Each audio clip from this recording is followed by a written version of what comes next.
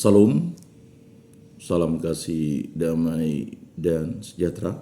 Tuhan memberkati, menyertai, dan melindungi. Salve, para pendengar RRI Pro 1 Pontianak. Dalam Lentera Minggu hari ini, mari kita mulai Lentera Minggu kita dengan berdoa. Dalam nama Bapa dan Putra dan Roh Kudus. Amin. Allah Tritunggal yang Maha Kudus, Engkau telah menganugerahkan kami Bunda Maria sebagai Bunda yang menjadi teladan iman kami. Bunda yang dipilih oleh Dikau adalah Bunda yang melahirkan Tuhan kami Yesus Kristus. Engkau memberkati Bunda Maria karena Engkau mencintai umat manusia. Melalui perantaraan Bunda Maria, Engkau telah menganugerahkan kami rahmat, pengampunan dan penghapusan dosa melalui putranya Yesus Kristus, Tuhan dan Juru Selamat kami. Berkati, bimbing, dan selalu kuasailah hati jiwa raga kami, agar kami selalu mencintai Dikau dan sesama. Bunda Maria, doakanlah kami. Semua doa ini kami serahkan dengan perantaraan Tuhan kami Yesus Kristus yang hidup dan beraja, kini dan sepanjang segala masa. Amin. Dalam nama Bapa dan Putra dan Roh Kudus. Amin. Bapak, Ibu, saudara-saudari, para pendengar RRI Pro 1 Pontianak dimanapun berada, tema pada Lentera Minggu hari ini adalah peran Bunda Maria sebagai teladan iman kita. Mari kita mendengarkan bacaan dari Injil Lukas bab 1 ayat 26 sampai dengan 38. Dalam bulan yang ke-6, Allah menyuruh malaikat Gabriel pergi ke sebuah kota di Galilea bernama Nazaret kepada seorang perawan yang bertunangan dengan seorang bernama Yusuf dari keluarga Daud. Nama perawan itu Maria. Ketika malaikat itu masuk ke rumah Maria, ia berkata, "Salam, hai engkau yang dikaruniai, Tuhan menyertai engkau."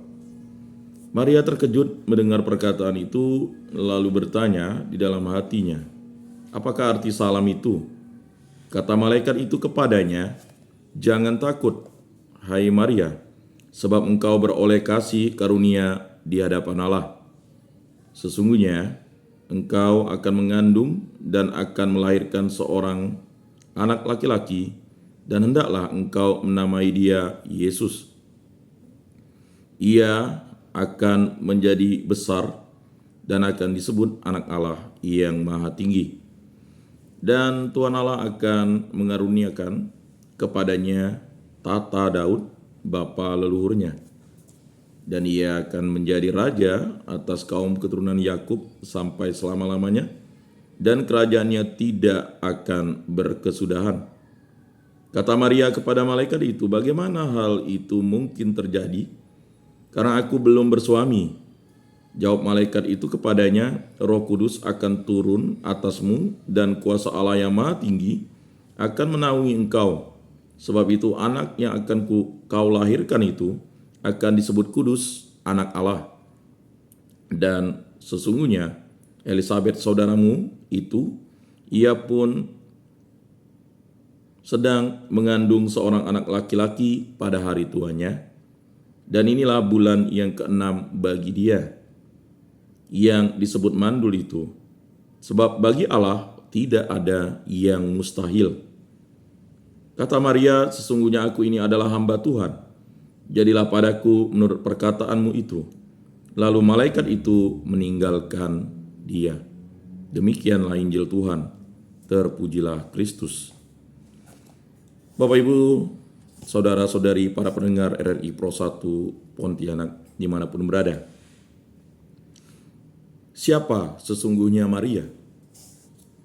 Maria adalah seorang gadis Yahudi miskin yang bertunangan dengan seorang laki-laki berusia jauh lebih tua bernama Yosef. Sesosok malaikat tampak di hadapan Maria dan mewartakan kabar gembira bahwa ia akan mengandung anak Allah.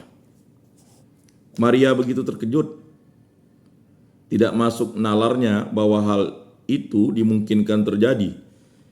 sebab pada saat itu ia masih seorang perawan. Malaikat tersebut meyakinkan Maria bahwa tidak ada yang mustahil bagi Allah dan menghilang. Yosef atau Yusuf mengetahui anak itu bukan anak kandungnya, namun ia seorang yang tulus hati dan berbelas kasih, serta tidak mau mencemarkan nama baik istrinya di muka umum. Jadi ia bermaksud untuk menceraikan Maria secara diam-diam. Sesosok malaikat kemudian tampak di hadapannya, berpesan agar Yosef tidak gentar dan mengambil Maria sebagai istrinya. Yosef mematuhinya, dan mereka pun menikah. Setelah Yesus dilahirkan, Maria senantiasa mendampingi putranya dalam segenap peristiwa besar dan sedihnya. Setelah kematian dan kebangkitannya pun, Maria tetap hidup sebagai seorang yang saleh, sampai akhirnya ia wafat dan diangkat ke surga. Ini cerita yang tidak lazim, dan orang telah sekian abad bergumul untuk memahaminya. Lebih tidak lazim lagi adalah banyaknya cerita indah yang mengemuka setelah Maria wafat. Kehadirannya di dunia ini masih tetap dirasakan oleh orang-orang dari latar belakang kebudayaan dan iman yang berbeda-beda. Pun bagi mereka yang sama sekali tidak dibesarkan atau dididik dalam agama formal, Maria tetap dipandang sebagai sosok misterius yang penuh daya tarik dan penghiburan. Bahkan sebelum Maria dilahirkan, para nabi sudah berbicara mengenai seorang perawan agung dan penuh kuasa ilahi dari sebuah keluarga saleh yang akan melahirkan sang penebus. Itu bukan sosok yang mudah untuk diyakini, apalagi dipahami atau dicintai. Tidak ada perempuan selain Maria di dalam sejarah yang sanggup memikul peran tidak lazim nan agung seperti itu, dan memang luar biasa mendapati bahwa Maria sungguh ada. Tampaknya tidak ada yang lebih terkejut ketimbang Maria sendiri mengenai hal tersebut. Segala sesuatu yang kita pahami mengenai Maria merujuk pada sosoknya sebagai seorang perempuan yang rendah hati. Ia adalah sang pembawa pesan, pengandung, juga sekaligus seorang bunda, anak perawan, dan pasangan bagi Allah sendiri.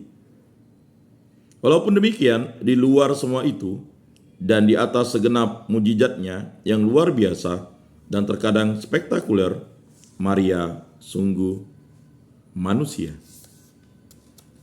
Siapa sesungguhnya Maria? Kita menggelarinya dengan banyak nama indah. Dupa laut, pembawa terang, bunda kebijaksanaan, bunda Allah. Bagaimana jalan gadis Yahudi miskin, Maryam istri Yosef, dan ibu Yesus Kristus ini sampai menjadi sang ratu, Santa Maria, perawan terberkati, dan bunda kudus. Boleh jadi perlu waktu seumur hidup untuk dapat benar-benar mengenal Maria, beserta sekian banyak cara yang digunakan oleh orang-orang untuk mencintainya. Seiring dijelaskan melalui banyak hal, kita berharap sebagai teladan iman, Bunda Maria memiliki dan mengalami kepada kita suatu keindahan, kuasa, dan kebijaksanaan lembut Maria, dan memahami alasan begitu berarti bagi banyak orang. Bapak, Ibu, saudara-saudari yang terkasih, kita menyaksikan penampakan Bunda Maria. Mari kita mengangkat beberapa hal tentang penampakan Bunda Maria. Dan yang paling dicatat dalam mujizat penampakan Maria, salah satunya adalah Santa Perawan Maria dari Matara, Sri Lanka. Pada pagi hari 26 Desember 2004, sebuah kota pantai bernama Matara di Sri Lanka dihantam tsunami yang merenggut nyawa ribuan orang. Pastor Charles Hewawasam sedang memimpin misa ketika seorang wanita di deretan bangku belakang mulai berteriak-teriak histeris. Awalnya ia mengabaikan wanita tersebut. Namun kemudian dari jendela ia melihat sebuah mobil tengah terhanyut. Ia nyaris tak sempat memperingatkan orang-orang sebelum bangunan gereja yang sederhana itu mulai terendam. Umat yang ketakutan lari berhamburan ke lantai 2 dari sebuah bangunan berlantai 3 tidak jauh dari situ. Saat-saat penuh kepanikan itu secara tiada berakhir, dan ketika air mulai surut, Pastor Charles berlari masuk gereja untuk menyelamatkan hosti dan patung perawan Maria sedang menggendong kanak-kanak Yesus. Namun ia terlambat, patung itu sudah lenyap. Pastor Charles terpaku di tempat memikirkan kehilangan ini, sampai seorang wanita memanggilnya dari mimbar kor, memintanya agar menyelamatkan diri selagi sempat. Dengan berat hati ia berteriak dan lari ke pintu. Air sudah surut meninggalkan jejak tanah basah hingga 1,5 kilometer memasuki daratan. Tanpa buang-buang waktu lagi, ia segera menuju rumah paroki di mana ibu, keluarga, dan teman-temannya berada. Ternyata seluruh bangunan itu sudah terendam air. Satu-satunya hal yang dapat ia lakukan adalah menyelamatkan para korban terluka. Entah dari mana asalnya, ia mendapat kekuatan untuk menyeret mereka ke dalam sebuah bangunan kokoh, tempat banyak anggota parokinya berlindung. Namun ini hanya ketenangan sesaat sebelum badai menerjang. Tidak sampai 15 menit setelah terjangan pertama, datang gelombang kedua yang lebih ganas.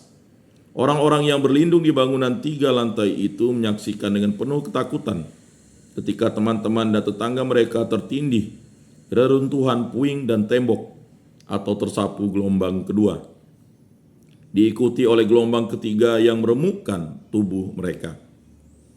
Suara tangis ketakutan dan doa-doa dalam kekalutan dikalahkan oleh gemuruh terjangan air bah.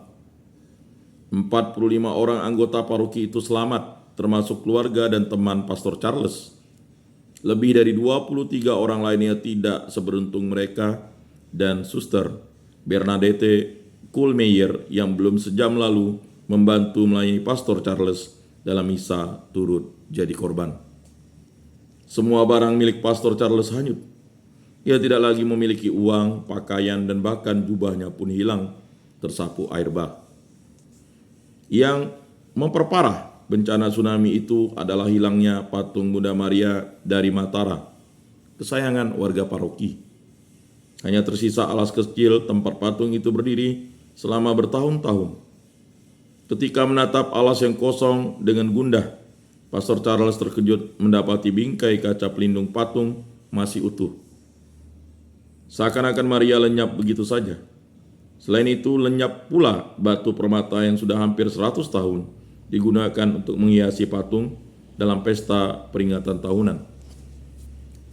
Pastor Charles kembali ke gereja dengan muram bersama sekelompok orang yang ingin membantu menaksir kerusakan.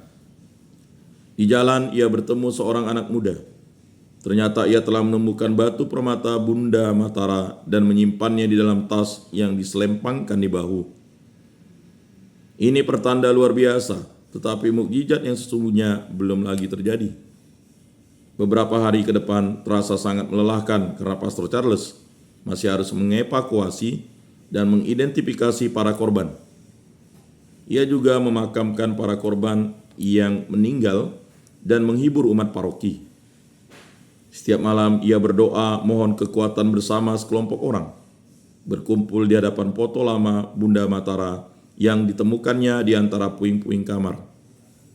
Kemudian, pada pagi hari 29 Desember, 2 orang tampak berlari menuju kediaman sementara Pastor Charles. "Pastor!" teriak mereka dengan gembira. kami menemukan Bunda Matara. Patung itu rupanya terhanyut 400 meter jauhnya sampai di pantai berpasir. Karena tertarik melihat sesuatu yang berkilauan di antara pepohonan, penjaga di tempat itu akhirnya menemukan patung tersebut. Penemuan itu sendiri sangat ajaib dalam banyak hal. Mahkota mungil bayi Yesus masih utuh.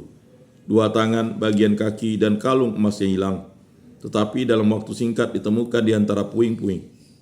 Bunda Matara telah kembali ke pantai di mana pertama kali ia muncul bertahun-tahun yang silam. Beberapa abad yang lalu, sekelompok nelayan menarik sebuah peti kayu besar yang terjerat jaring mereka di lepas pantai Matara. Sewaktu dibuka, di dalamnya ada sebuah patung kayu perawan Maria sedang menggendong kanak-kanak Yesus. Meskipun sudah terendam air asin cukup lama, patung tersebut tidak rusak dan kemudian diserahkan kepada pastor paroki Matara. Beberapa tahun berselang, kolera melanda kawasan itu. Ribuan dan orang meninggal dunia. Banyak orang dari berbagai agama berdoa melalui peraturan Bunda Matara dan membawa patung tersebut dalam prosesi hikmat ke rumah-rumah yang terserang wabah. Secara ajaib, dalam beberapa hari saja, daerah tersebut dinyatakan aman. Tidak ditemukan kasus kolera baru. Tidak ada lagi korban jiwa. Bunda telah menyelamatkan umatnya. Setelah berabad-abad terkena air mata, ciuman, dan belayan kasih dari para deposan Maria yang ingin mengungkap syukur, patung itu mulai memudar. Pada tahun 1911, Uskup Joseph van Reed memutuskan untuk mengirimkan patung itu ke Belgia guna diperbaiki. Untuk pertama kalinya dalam 300 tahun, Bunda Maria dari Matara meninggalkan pantai Sri Lanka. Sesuai dengan gelar Maria Bintang Laut, patung tersebut dibawa melalui laut dengan kapal. Perbaikan berjalan dengan baik, tetapi kapal yang membawa patung itu pulang terjebak 2 kali dalam badai yang ganas dan hampir saja karam. Banyak muatan yang terpaksa dibuang ke laut, termasuk patung tersebut. Setelah melalui penelusuran yang saksama di Eropa dan Asia, patung itu akhirnya ditemukan di tangan seorang pria yang menolak menyerahkannya bila ia tidak diberi imbalan besar. Ketika permintaan ditolak, ia menghantam wajah patung tersebut dengan palu dan kemudian membuangnya. Patung itu dikirim kembali ke Belgia untuk diperbaiki lebih lanjut. Setelah sekali lagi melalui perjalanan pulang yang penuh gejolak, Bunda Maria dari Matara pada akhirnya kembali bersemayam di parokinya dengan aman sampai peristiwa tsunami itu terjadi. Terlindung di balik hamparan pantai Samudra Hindia, Matara bukanlah kota besar. Sungai Nilwala mengitarinya, menyemburkan sawah serta kebun teh dan rempah-rempah. Walaupun demikian, laut dan hidup melaut sangat penting artinya bagi masyarakat Matara. Tidaklah terlalu mengherankan bahwa bagi sebuah kota di mana air memegang peran yang teramat penting, sang pelindung muncul dari balik gelombang. Sejarahnya pun berubah-ubah dan sulit diterka sampai seperti laut itu sendiri. Tidak banyak yang kita tahu mengenai Bunda Maria dari Matara, kecuali bahwa patung tersebut diukir dengan gaya Portugis dan diperkirakan berumur sekurang-kurangnya 300 tahun. Patung kecil ini berbahan kayu as. Kayu yang pada zaman dahulu dihubungkan dengan para dewa di Eropa purba dan ramalan cuaca. As juga dihubungkan dengan badai yang membasahi dan menyuburkan bumi. Sebagai tanaman air, as dipercaya berpengaruh terhadap 4 elemen alam. Juga digunakan untuk perlindungan, kemakmuran, ramalan, kesehatan, serta berbagai ritual yang melibatkan air dan laut. Sungguh mengherankan bahwa Bunda Maria dari Matara diukir dari kayu yang sudah sejak lama dihubungkan dengan air dan muncul secara misterius di bawah gelombang laut. Sangat luar biasa bahwa patung itu juga merupakan simbol kasih, harapan, dan penyembuhan bagi masyarakat setempat, baik bagi mereka yang beragama Buddha, Islam, maupun Kristen di Matara. Kisah Bunda Maria dari Matara mengingatkan kita kepada kepedulian Bunda Maria terhadap umat manusia yang sudah berlangsung berabad-abad. Dan dalam setiap peristiwa paling traumatis yang pernah terjadi, Bunda Maria selalu menyertai kita sebagai pribadi nyata sekaligus lembut bagi orang-orang yang mengenalnya dan sosok yang sungguh misterius di mata orang-orang yang belum mengenalnya. Pada paruh kedua, kita akan lebih menggali tentang Bunda Maria sebagai Bunda yang menjadi teladan iman kita. Mari kita dengarkan satu pujian dari kerabat kerja RRI Pro 1 Pontianak.